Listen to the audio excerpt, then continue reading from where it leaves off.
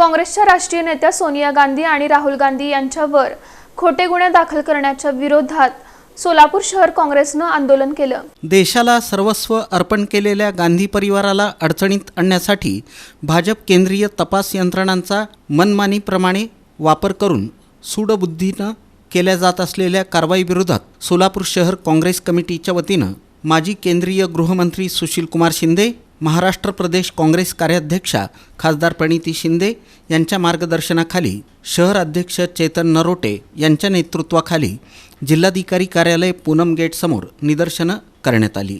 यावेळी जोरदार घोषणाबाजीमुळे परिसर दणाणून गेला होता।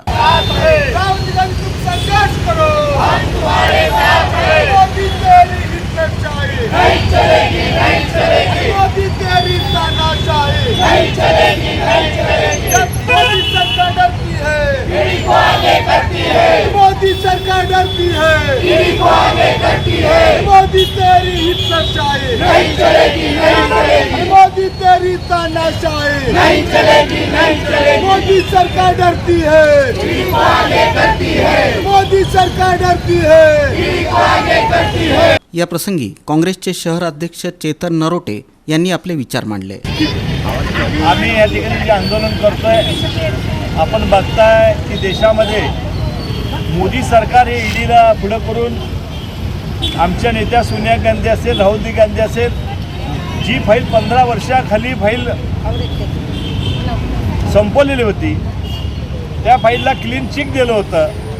आज 15 वर्षांतर ते फाईल काढून त्यांच्यावर एफआयआर दाखल करण्याचं काम हे भारतीय जनता पार्टी ह्या ठिकाणी करते।